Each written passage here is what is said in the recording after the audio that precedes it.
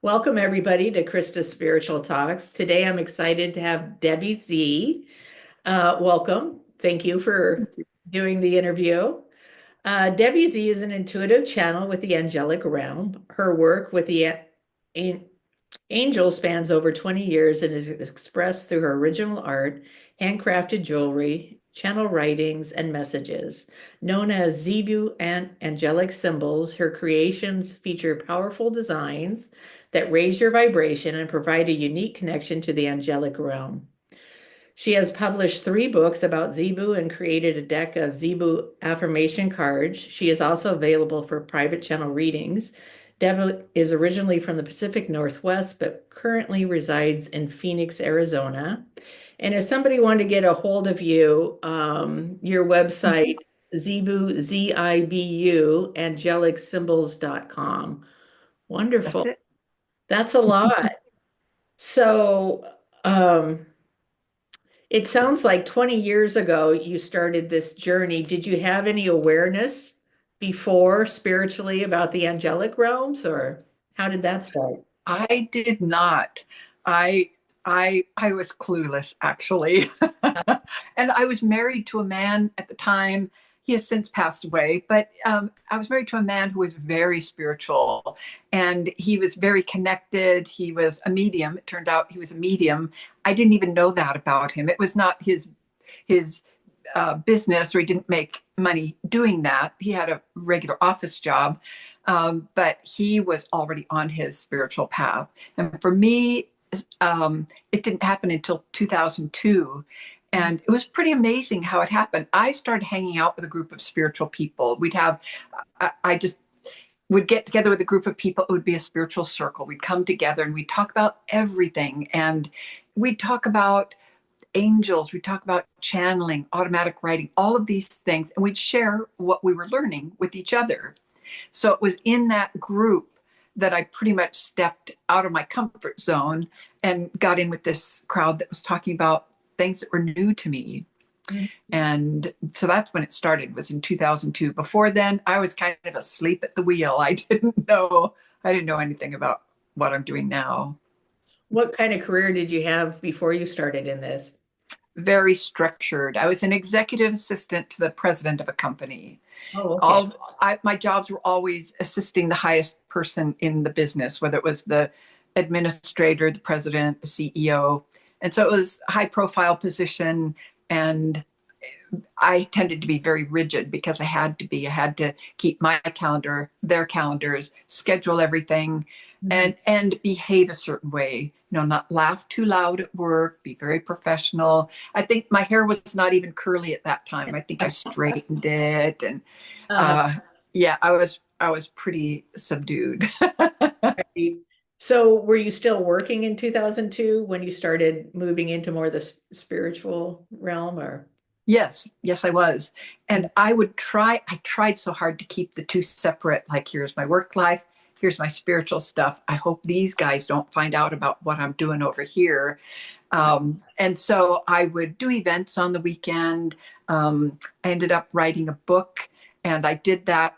I didn't talk about that at work. I just focused on the weekend. I thought if I had any energy left, I would do my spiritual stuff on the weekends, Mhm. and it worked okay for a while, until I realized I just couldn't do the office thing anymore, and I was wanting to do this full time because this is what my passion is. This is why I'm here. This is what I'm being called to do, and so I walked away from my last job, my office job, in 2014. So there was a long time in there where I was doing events on the weekend. But in 2014, it's interesting. At the end of 2014, I looked back at the year, kind of reflected on the year to see what had been going on. And I realized, and I was wearing a boot on my foot because I had broken a bone in my foot. And I realized, I've broken my foot. I had bronchitis for 3 months. I dislocated a rib. All these things happened. So 6 out of the 12 months, I was sick or injured. And I thought, I think the universe is trying to give me a message, and I don't want the next message because it's going to be even stronger. And so I just decided I need out. I need to be able to do my important work Mhm. as my primary thing. So I walked away from that job, and a lot of people said, "What are you doing, Deb? You've got a good job, good pay." And I said, "But I'm not happy and I'm not healthy." Right. And then I moved down to Arizona. I was in Pacific Northwest. And once I got down here, I found my community, and I'm thriving here. Maybe it's the sunshine, but it's spiritually very supportive here, and I'm thriving. Right. Well, I'm kind of curious because it's a little different than a lot of people in the spiritual community. And I was reading on your website that you started automatic writing. Now, that must have been interesting. Have you ever experienced that or? No, that also happened in 2002. 2002 was my opening year. Yeah. Everything came together at that time. And in this spiritual circle where I would hang out with my community, um, they were talking about automatic writing. And I thought, oh, that sounds like fun. I want to do that. And sometimes I get a bit intense when I try new things. And I thought, I grabbed a pen and gripped it with white knuckles and said, okay, I'm ready. And I was ready to write messages. I could have been holding on like this because I was blocking myself. I was trying so hard that nothing came through. And when I finally said, oh, forget it, I don't need to do this, when I was doing my morning journaling, and I like to journal every morning, Mhm. I was writing longhand English in my journal like I always do. And when I turned the page and I was relaxed, I observed myself doing automatic writing. I wrote symbol after symbol after symbol, a whole page of symbols. They just flowed one into the next. And I stopped at the bottom of the page and I thought, that feels so good, but I have no idea what I just wrote. Right. And I did that every single morning for about 2 weeks. And I thought, well, this is nice, but I have no idea what am I supposed to do with this. So I subsequently went in for a Reiki session, and it was just a routine, energetic tune-up. I didn't go there to say, "Hey, what about these symbols? What am I doing?" But while I was laying on the table, an incredible thing happened. I was laying on the table receiving Reiki energy work, and an angel appeared. And now all of this is new to me. So seeing an angel appear while I'm laying on a table, that sort of freaked me out. I thought we had conjured up a ghost or something because it was like a hologram. And So it she was wasn't in your gorgeous. third eye, it was physically there. Right above me to the right. And it was not the Hallmark angel. She didn't have wings and ribbons and all that. It was a face, and it looked like this beautiful um, marble sculpture face that you would see in Italy in these statues. It was a serene face, and I say she only because the energy was gentle, but it was not male or female. And she spoke to me and said, "Dear Debbie, what you are drawing are angelic healing symbols. Wow. These are called Zibu." So I didn't make up the name like the angel told me. And then she wrote it in the air, Zibu. It wasn't until afterwards when I calmed myself and put it all together that I realized her mouth wasn't moving. So it was telepathic. Right. But it's kind of like in a dream when everything makes sense. And then afterwards you think, wait a second, she didn't have any arms. How did she write in the air? But Right. she did that. And the last thing she said was, we invite you to create jewelry in the shapes of the symbols, and that will be your voice to share these messages with mankind. So it was a very short message, but it told me what these symbols were called, and what I was supposed to do with them. And it took me a while to assimilate all of that. When I went home, I got my pendulum out and I said, "Is this true and accurate?" Yes. "Is it really, really true and accurate?" Yeah. So it I took guess. a minute, yeah, to that And makes sense. then I got together with my spiritual community. We had our circle. We met up, and I told them what happened. Everyone was going, "Yes, yes, of course." So they weren't freaked out by it at all. And I started making jewelry in the shapes of the symbols, and the responses from people were astounding. People were deeply moved when I would hand them their piece of jewelry. They would either start to cry, or they'd shake, or they would say they've got shivers, or the temperature would change. I knew then that I wasn't just drawing pretty little swirlies on a piece of paper that it verified everything that the angel had told me. So do you think it carries a vibration or what do you think? Okay. It So does. It represents it represents energy, and it's a way of connecting like instantaneously with your angels. So you can draw the symbols, you can hold the symbols, you can wear them, and it's like a password or a pass key to get into the angelic realm. I mean, it's instantaneous. So I love to see people wear my jewelry because um, it is a high vibration. And right. the angels reside on the top of the frequency scale. Joy and gratitude and love, all of those things are at the top of the emotional vibration scale. And that's where the angels reside. So to raise our vibration makes it easier to connect with the angels. And that's what these symbols do. Very cool. So when you started writing, did you get any feeling off of the writings when you were starting to channel that? Once I knew what it was I was doing, and I had journals that were filled with scribbly symbols, and then it would be longhand English and scribbly. When I got home, I tore out all the pages that only had symbols. So I collected all those together. And then once my husband went to bed, my daughter went to bed, I'd be in the living room where it was quiet by myself with a stack of papers. And I'd say, okay, if you want me to share with people what these symbols are, you need to tell me what do they mean? What is the message that goes with it? I will be a messenger, but what do you want me to share? Right. And Um, slowly but surely, they would. I'm old school secretary where I could do shorthand. So it was interesting that now they're giving me symbols and they would whisper the message. It was just very okay. soft. They would tell me and I would write it out. Okay. So for those that don't know, I did meet Debbie once before. That's must have been like what, three, four I times. think it's 5 years ago. Yeah. And I did buy one of her necklaces. I love it. And I did buy her deck of affirmations. Uh-huh. There's a lot in here. So this must have taken a long time. And you can tell just by the way that the symbols are. I'll just kind of show a few of them. They flow very beautifully. I just Hmm. got goosebumps with that. Um, so that must have taken a while to go through and interpret what it's almost, some people say the language of light, and I don't think that's exactly what this is, but there are different languages than the way that Hmm. we think about language, you know, Hmm. like intuitively when you get a download, that type of thing. Yeah. So this is fascinating. It did take me a while because I had all these stacks of paper and I would sit with them and say, which one do you want to tell me about? And looking at a piece of paper, one symbol would get highlighted behind it and kind of raise off the paper. And I'd say, is that the one here?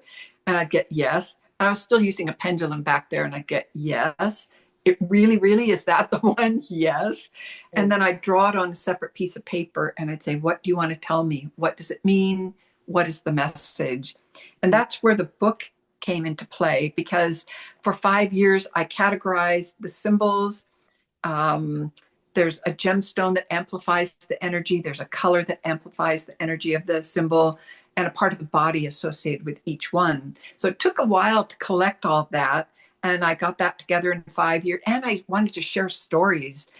Clients were telling me stories, or I would do a reading for someone. And I tell you, quite often, 24 hours later, I'd get a phone call and they'd say, Deb, you won't believe what happened. It's like, okay, let me get my paper and pencil. I started collecting these stories and I thought, I can't make this up. These stories need to be shared because they're just so touching. So that's what went into making, and this is what the book looks like. Zibu, the Power of Angelic Symbology. Is that the So first one or that you wrote? yes, this is the main one. This is the basis for all the other work that I do, and it has the same symbols that are in the card deck. So it has a large format symbol. It's got channeled message. It's got stories, and then people kept saying, "We need a deck of cards. When are you going to do the deck of cards?" So just like you, I've got my deck. of Zibu Affirmation Cards. It doesn't have the same information as what's in the book, but it has the symbol, the name, and an affirmation. So it's a great way to start the day. Shuffle the deck. What would you have me focus on?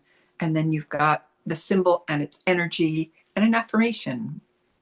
And it's really fun when you meet people that have hit what their passion is because you can see it really lights you up from the inside. You've talked about 20 years of doing that. Has it shifted over the years? How, what you do, or what's that been like? It has shifted a lot. Because some people will say, "Oh, I've been a medium, and I've from the time I was born, I knew things ahead of time." Well, I went from so many years not having a clue about any spiritual aspects, and then so I had my awakening in 2002, and it's evolved over time. And the angels are so patient with me. Come on, Deb, take this next step. Trust us. We're with you. And so the information, the messages are much more expansive now. In the beginning, the messages were a little bit choppy, and I've kept those the way they are in the book, but future or present writings are much smoother. And now I can channel, or I can direct channel what I will speak. I'll let them speak through me. And that takes trust. And so I did not do that in the beginning, but I reached a point. I was doing a live segment, I think, and someone asked for a message, and I said, okay, well, I haven't done this before, but they want to say something. And I thought, I'm live, I'm on the internet, and who knows what I'm going to say. I may make funny sounds, who knows. And it was exquisite. It was so beautiful. I just relaxed, and they speak through me. And I just feel so calm. It's like my crown chakra opened, way, like bigger than my head. And then the information comes through. It comes through my heart, out my mouth. And when I create, the energy I feel comes the same way through my heart and then through my hands to what I create. But the messages get more expansive, and the meanings of the symbols become more expansive. So they were pretty basic when I first started working with these, and my jewelry's gotten much more um, elaborate. I do the basic. When they said we invite you to make jewelry in the shapes of the symbols, I did, and the earrings and things are just sterling silver wire in the shape of those symbols, and because they're so fluid like this, wire is perfect for that. Mhm. Now I incorporate gemstones, and I'm in my art studio, so I'm looking over at my art table, and oh, here's a piece. This is a more expanded piece. So it's a symbol for truth. And now I've added gemstones to it and sterling silver. And I was specifically invited to make these in sterling silver. Well, I Um, noticed on your website too, it's very affordable. $35 earrings and there's a wide range, but this mhm. is very affordable for most people. So that's exciting. Yeah. I think that's important. It needs to be affordable to people. And every piece comes with a channeled message. So it may be an affirmation. So it's not just about having something pretty to wear. It's about the energy, and it's about the words. It's about the affirmation or message from the angels. So there's a lot going on there. And then there's more elaborate pieces where there's gemstones or multi-level layers. Mhm. So there's something for everyone. Good. This might be kind of a deep question. You don't have to answer if you don't want to, but when you get to the root of what you're doing, what is your hope for the people that you're working with? Mm. It's to help. The whole thing is about helping people to connect with their own angels, not to become reliant on someone else. I mean, I love doing readings for people, and when they're not at a point where they can hear their own messages, I'm here, and I can be the intermediary. I can channel the message for people, but it's to empower people and help people to connect with their own angels and to trust the information that's coming through and allow them to awaken all of their senses so they can hear and see and feel what the angels are bringing through for them. And it just makes life so much better. Yeah, and you can choose specific symbols to focus on, whether it's prosperity or health or love. What it's all about attracting that into your life. So yeah, to reach as many people as I can, to help people to connect with their own angels and enrich their lives. Self-empowerment, I love it at the root of it. So there's a lot of different things that you offer on your website. There, it's just not the books or the jewelry, or you offer channelings or private sessions, Mhm. that type of thing. Anything that I haven't brought up that you would like to talk about, or that you, Oh my. that's an open-ended question. um, I every day when I wake up, I feel so blessed to be able to do the work I'm doing, that it's meaningful. And my goal is to make a positive difference in the world. And when I think about that, that almost makes me cry because I do fairs, I do local fairs here in Phoenix. And when I get to have one on one interactions with people, it just so touches my heart when they understand the message, or I get a message while someone's buying a necklace and I share that with them. Or people feel so safe with me, they will open up and I'll think, oh my gosh, they're sharing all this personal information. But the connections that are made are just amazing. I love connecting with people. I love doing readings. I do readings for people all over the world and on Zoom.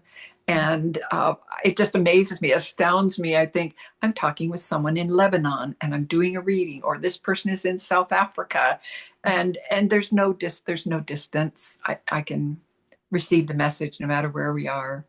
But knowing that somehow I'm making a positive difference in the world, that counts for a lot. Well, thanks for having the courage to follow that. This is very unique compared to a lot of people I know in the spiritual community. And that isn't always easy when you're given that information, because it takes a lot of effort to put it together and obviously Mhm. expand it on that and market it. And Mhm. but I can tell you have a passion behind, and you're very authentic Oh, thank you. and a lot of integrity. And Thank you. I do like promoting people like that. So people Uh, that there are different ways, different modalities.